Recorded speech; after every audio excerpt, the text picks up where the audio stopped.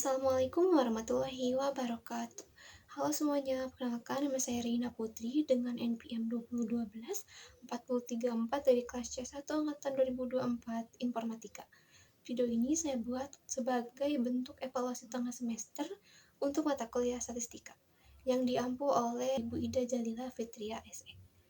Oke, mari kita masuk ke materinya. Hari ini kita akan membahas 3 materi penting dalam statistika, yaitu pengenalan statistik dan probabilitas, populasi dan sampel beserta jenis serta skala data, dan yang terakhir adalah kolerasi dalam penelitian statistik. Ya, kita langsung masuk ke pengenalan statistik dan probabilitas. Statistik adalah alat yang digunakan untuk mempermudah proses penelitian, khususnya dalam mengolah dan menganalisis data agar bisa menghasilkan kesimpulan yang valid dan objektif. Dengan statistik, kita dapat memahami pola, melihat hubungan antar variabel, serta membuat keputusan yang lebih tepat berdasarkan data.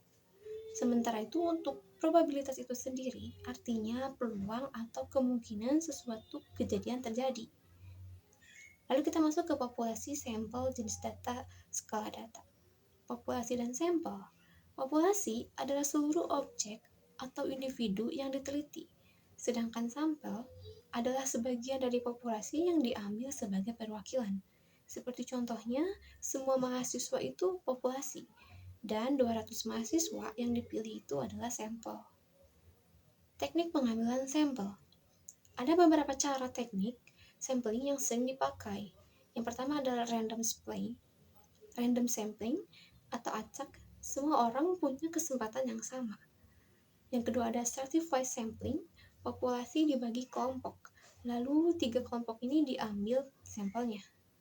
Cluster sampling, populasi dibagi kelompok besar dan dipilih beberapa kelompok saja. Yang terakhir ada convenience sampling, pengambilan sampel yang paling gampang ditemuin. Kita langsung masuk ke jenis data. Data dibagi jadi 2. Jenis utamanya adalah kuantitatif. Data angka bisa berupa distrik, misalnya tuh seperti jumlah anak atau kontinu. Berat badan. Kualitatif, data kategori, contohnya nominal dan ordinal. Dan untuk contoh yang lain adalah seperti warna mobil, jenis kelamin, tingkat kepuasan, dan lain-lain. Langsung kita masuk ke skala data. Skala data itu ada 4. Yang pertama ada nominal. Nominal itu untuk kategori yang tidak ada urutannya. Yang kedua ada ordinal, kategori tetapi tidak ada rankingnya.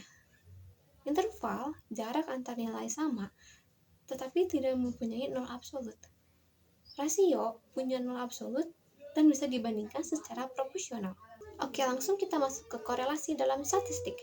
Korelasi itu dipakai buat lihat hubungan antara dua variabel dan nilainya dari minus 1 sampai plus 1.